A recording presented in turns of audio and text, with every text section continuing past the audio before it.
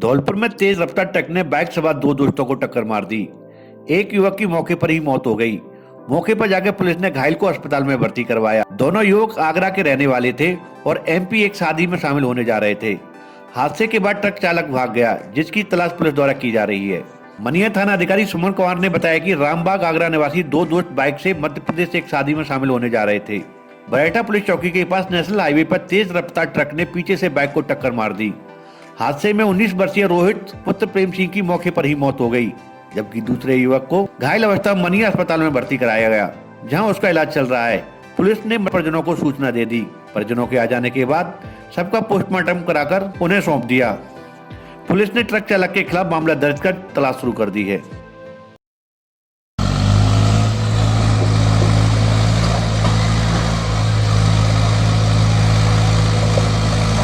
राजाखेड़ा उपखंड में इन दिनों प्रशासन की अनदेखी और उदासीनता के कारण ओवरलोड वाहन कस्बे की सड़कों पर काल दूत बंद कर दौड़ रहे हैं, लेकिन इस गंभीर विषय पर प्रशासन का कोई ध्यान नहीं है। ऐसा ही एक मामला मंगलवार को राजाखेड़ा कस्बे के पंचमुखी हनुमान मंदिर के पास देखने को मिला। यहाँ एक ईंट से भरा ओवरलोड ट्रैक्टर ट्रॉली नाली में फंस गया। जब चालक द्वारा इसे निकालने की कोशिश की गई तो ट्रैक्टर के आगे के दोनों पहिए हवा में लटक गए और फिर एक साथ धड़ाम से जमीन पर गिरे। गनीमत यह रही कि उस समय वहाँ कोई वाहन या राहगीर नहीं गुजर रहा था, वरना कोई भी बड़ा हादसा हो सकता था। दर्जनों की संख्या में ईंट से भरे ओवरलोड वाहन कस्बे के व्यस्ततम मार्गों पर धड़ल्ले से दौड़ रहे हैं, लेकिन ओवरलोड वाहनों पर स्थानीय प्रशासन की कार्रवाई करना तो दूर, उन्हें रोकने तक की भी जहमत नहीं उठाते हैं। इससे लोगों में स्थानीय प्रशासन को लेकर आक्रोश बना हुआ है। साथ ही कस्बे के लोग भय के माहौल में जी रहे हैं।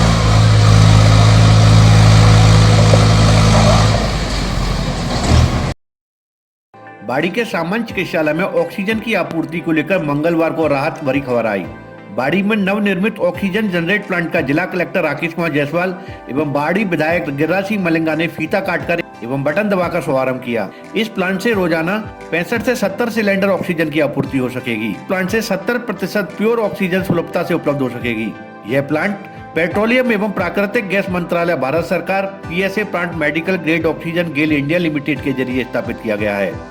इस अवसर पर डीएम जायसवाल ने कहा कि किसी भी परिस्थिति में ऑक्सीजन की कमी नहीं होनी चाहिए। इसके लिए ऑक्सीजन का अपव्यय रोकने पर भी विशेष ध्यान दें। कलेक्टर ने इसका रिकॉर्ड संधारण करने के लिए भी कहा। उन्होंने कहा कि जिस तरह से कोरोना काल में बाड़ी की जनता ने सहयोग किया वह एक मिसाल है। उन्होंने बाड़ी विधायक और एसडीएम व चिकित्सा प्रशासन के कार्यों को सराहा। उन्होंने कहा कि बाड़ी में ऑक्सीजन कंसंट्रेटर, सोनोग्राफी मशीन एवं एक्सरे मशीन सहित कई अन्य आवश्यक चिकित्सीय उपकरणों को समय पर उपलब्ध करा दिया गया है एवं बेड क्षमता 50 से बढ़ाकर 200 कर दी गई, जिससे बाड़ी वासियों को काफी राहत मिली। और एसपीओ सब घूम रहे थे। लोगों की शिकायत निरंतर तौर पर अपने दो आदमी वर्ग पैदा हो गए। एक वर्ग वो तो आज अपने व्यवसाय के को देखते हुए जान को जोखिम में डाल के भी व्यवसाय करने में छूटा, और एक वर्ग वो था कि साहब पड़ोसी ये कर रहा है, इससे मेरी जान को खतरा है। और दोनों वर्गों का फोन जो है तो वो कहा गली में हम लोग गए और एक उसका वीडियो बना और पता चला कि बिल्डिंग में जो 4-5 मंजिल की थी, सैकड़ों की तादाद में कम से कम 350-400 लोग ऊपर से जब नीचे उतरे। तो मैं कहता हूँ कि हम लोगों को असुविधाएं हुई, लेकिन गाड़ी की आम सफल रहे। 2 स्टेज निकल गई हैं। अभी एमएलए साहब हम चर्चा कर रहे थे कि भाई अब धीरे धीरे शुरुआत फिर शुरू हो रही है। तो जिस जज्बे के साथ हमने काम किया हमको बनाए रखना है। हमारे ज्ञानेंद्र जी आए हैं दिल्ली से और इस बात को स्टडी करने आए कि धौलपुर मॉडल क्या रहा, कैसे प्रशासन, मेडिकल प्रशासन, जनप्रतिनिधि, आम जनता के सहयोग से हम इस जंग को जीत पाए।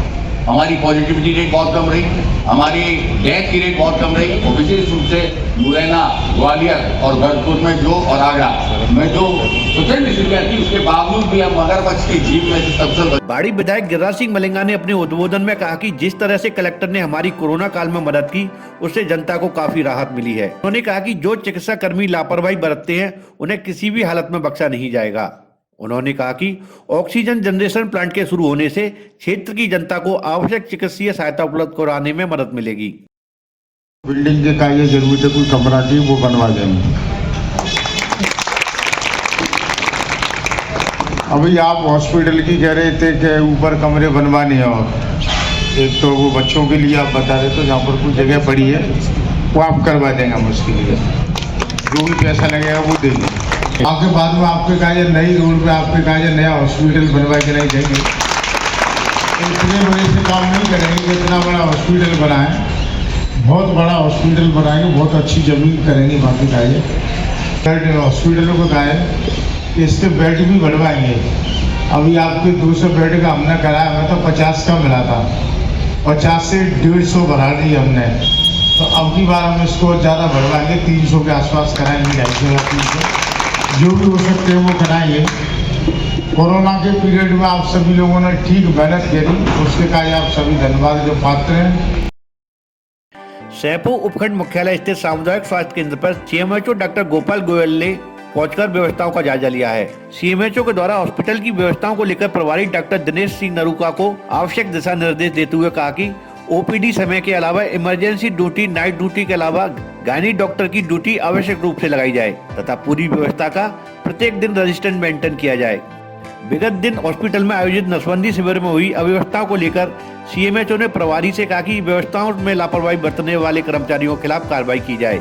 इस दौरान एएनएम दुर्गेश की ओर से विगत 3 माह से वेतन नहीं मिलने की शिकायत की, जिस पर तत्काल सीएमएचओ के द्वारा ऑफिस के कर्मचारियों से एएनएम का वेतन बनाने के फोन पर निर्देश दिए। हॉस्पिटल की व्यवस्था को लेकर प्रभारी डॉक्टर दिनेश सिंह नरूका की ओर से दवा वितरण के लिए आ रही परेशानी व फार्मासिस्ट लगाए जाने की मांग की। इस पर सीएमएचओ ने शीघ्र ही हॉस्पिटल में फार्मासिस्ट की नियुक्ति कराए जाने के लिए आश्वासन दिया। वहीं प्रभारी की ओर से हॉस्पिटल में कंडम सामान की नीलामी कराने तथा हॉस्पिटल परिसर में खड़ी कंडम एम्बुलेंस 108 की गाड़ी को उठाने व कचरा संग्रहण करने वाली जगह पर 3 सेट डलवाने की मांग की है।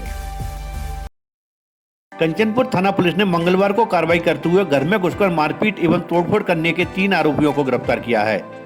पुलिस थाने पर दर्ज मामले में थाना अधिकारी देवेंद्र शर्मा ने कार्रवाई करते हुए फरार चल रहे रामनाथ पुत्र लज्जाराम, अरविंद पुत्र नेकराम और अजीत पुत्र महेंद्र सिंह निवासी जमालपुर को गिरफ्तार किया है। थाना अधिकारी ने जानकारी देते हुए बताया कि जिला पुलिस अधीक्षक केसर सिंह शेखावत के निर्देशन में चल रहे धरपकड़ अभियान के तहत इन आरोपियों को गिरफ्तार किया गया है। इसी मामले में पूर्व में भी 2 आरोपी हाकिम पुत्र राज सिंह तथा देवेंद्र पुत्र साफ सिंह को भी 12 नवंबर को गिरफ्तार कर न्यायिक परीक्षा में भेज दिया गया है। निवेशकों को विकसित औद्योगिक भूमि प्रदान करने के लिए रीको प्रबंधन ने साइट पर औद्योगिक भूखंडों के सीमांकन के साथ ऑनलाइन ई बिडिंग प्रणाली लागू की है। इसके माध्यम से आवंटन के लिए निवेशकों को भूखंड उपलब्ध कराने के लिए जिले के उपखंडों में औद्योगिक भूमि चिन्हीकरण किया जा रहा है। जिला कलेक्टर राकेश कुमार जायसवाल ने बताया कि रीको द्वारा लागू की गई प्रणाली के कारण जिले में नए उद्योग स्थापित करने के लिए भूमि का चिन्हीकरण करते हुए रीको उद्यमियों को भूमि आवंटन करने के लिए जिले एवं बाहरी बिजनेसमैन को भूमि आवंटन का प्रस्ताव बनाकर राज्य सरकार को भिजवाया जाएगा। उन्होंने कहा कि रीको क्षेत्र में संचालित इकाइयां पर्यावरण प्रदूषण पर ध्यान दें। उन्होंने कहा कि वो अपनी इकाइयों पर इस तरह के यंत्र लगाएं जिससे कम से कम प्रदूषण फैले। राष्ट्रीय लोक अदालत के सफल आयोजन एवं कार्य योजना के क्रियान्वयन के क्रम में सदस्य सचिव राजस्थान राज्य विधिक सेवा प्राधिकरण जयपुर दिनेश कुमार गुप्ता द्वारा सचिव जिला विधिक सेवा प्राधिकरण, मुख्य न्यायिक मजिस्ट्रेट तथा जिले के वे न्यायालय जहां चेक अनादरण के मामले लंबित हैं उनके पीठासीन अधिकारी के साथ ऑनलाइन बैठक आयोजित की गई। बैठक में सदस्य सचिव गुप्ता द्वारा आगामी राष्ट्रीय लोक अदालत में 7 लाख रुपए तक के लंबित मामलों को राष्ट्रीय लोक अदालत हेतु रेफर करने, नोटिस जारी करने तथा सभी प्रकरणों में दिनांक 1 दिसंबर नियमित प्री काउंसलिंग करवाने के निर्देश दिए। प्री काउंसलिंग हेतु पैनल अधिवक्ता, बैंक अधिकारी, प्रशिक्षित मध्यस्थ को काउंसलर नियुक्त किया जाकर राष्ट्रीय लोक अदालत से पूर्व मुकदमे में राजीनामा को सुनिश्चित किए जाने के प्रयास 1 दिसंबर 2021 से किए जाएंगे। एक्ट के लगभग 1336 प्रकरण जिले के विभिन्न न्यायालयों में लंबित है, जिनमें से अधिक प्रकरणों को चिन्हित किया जाकर उन्हें राष्ट्रीय लोक अदालत में रखकर निस्तारण के प्रयास किए जाएंगे। राष्ट्रीय लोक अदालत में चेक अनादरण से संबंधित मुकदमों में सस्ता, सुलभ व शीघ्र न्याय मिलेगा। सैंपू उपवन क्षेत्र के सहरौली गांव में मंगलवार को संदिग्ध परिस्थितियों में लगभग 2 महीने पहले झुलसी महिला की मौत हो गई। आपको बता दें कि विनीता पत्नी विश्वनाथ 28 सितंबर को आग लगने से गंभीर रूप से झुलस गई थी, जिसका हॉस्पिटल में इलाज चल रहा था। आज मंगलवार सुबह को विनीता ने अंतिम सांस ली। जानकारी मिलने पर पहुंचे पीर पक्ष के लोगों ने घटना की सूचना थाना पुलिस को दी। पुलिस ने मौके पर पहुंचकर मृतका के शव को कब्जे में लेकर सीएचसी की मोर्चरी में रखवाया और पीर पक्ष की मौजूदगी में पंचनामा भरवाकर पोस्टमार्टम की प्रक्रिया पूरी की। जिले में चल रही प्रशासन गांव के संग अभियान के दौरान पंचायत समिति सैंपू की ग्राम पंचायत केतरी में आयोजित शिविर का जिला कलेक्टर राकेश कुमार जायसवाल ने निरीक्षण किया। इस दौरान उन्होंने शिविर में सभी विभागों द्वारा आमजन की समस्याएं समाधान हेतु किए जा रहे कार्यों का जायजा लिया तथा प्राप्त आवेदनों के विरुद्ध निस्तारण किए गए प्रकरणों के बारे में जानकारी ली। शिविर का निरीक्षण करते हुए जिला कलेक्टर ने कहा कि सभी विभागीय अधिकारी आमजन की समस्याओं का मौके पर ही निराकरण करवाना सुनिश्चित करें तथा पात्र लोगों को जन कल्याणकारी योजनाओं में लाभान्वित करवाना सुनिश्चित करें। जिला कलेक्टर ने शिविर के दौरान राजस्व एवं ग्रामीण विकास एवं पंचायती राज विभाग, जन स्वास्थ्य अभियांत्रिकी, भूजल विभाग, कृषि विभाग के साथ ही अन्य विभागों द्वारा लगाई गई स्टॉलों का भी निरीक्षण किया। शिविर के दौरान 205 पट्टों का वितरण किया गया। शिविर के दौरान उपखंड अधिकारी सैपू ललित कुमार मीणा, तहसीलदार राकेश गिरी, दिल्ली से विजिटिंग पर आए ज्ञानेंद्र केसरी, सरपंच अजयकांत शर्मा सहित संबंधित विभागीय अधिकारी मौजूद रहे। प्रशासन गांव के संग अभियान 2021 का शुभारंभ 8 नवंबर से किया जा चुका है। जिला कलेक्टर राकेश कुमार जायसवाल ने बताया कि अभियान के अंतर्गत जिले की 6 पंचायत समितियों की ग्राम पंचायतों में 8 नवंबर से 21 दिसंबर तक शिविरों का आयोजन किया जा रहा है।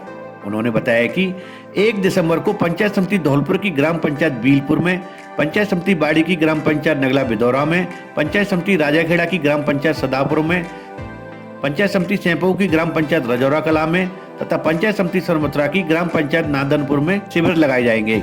इसके साथ ही 2 दिसंबर को पंचायत समिति धौलपुर की ग्राम पंचायत बसीनी में, बाड़ी की ग्राम पंचायत गड़ी सुखा में, बसेड़ी की ग्राम पंचायत गुरजा में, राजाखेड़ा की ग्राम पंचायत बसी गियाराम में, सैंपऊ की ग्राम पंचायत कुर्रेना में, सरमथुरा की ग्राम पंचायत खरौली में शिविर लगाए जाएंगे। इसी प्रकार 3 दिसंबर को पंचायत समिति धौलपुर की ग्राम पंचायत मनिया में, बाड़ी की ग्राम पंचायत मरहौली में, बसेड़ी की ग्राम पंचायत कुनकुटा में, राजाखेड़ा की ग्राम पंचायत समोना में, सैंपऊ की ग्राम पंचायत चितौरा में और सरमथुरा की ग्राम पंचायत धौन में शिविर लगाए जाएंगे। 4 दिसंबर को पंचायत समिति धौलपुर की ग्राम पंचायत कोटरा में, बाड़ी की ग्राम पंचायत नौरहा में, राजाखेड़ा की ग्राम पंचायत नाहिला में, सैंपऊ की ग्राम पंचायत तसीमों में शिविर लगाए जाएंगे।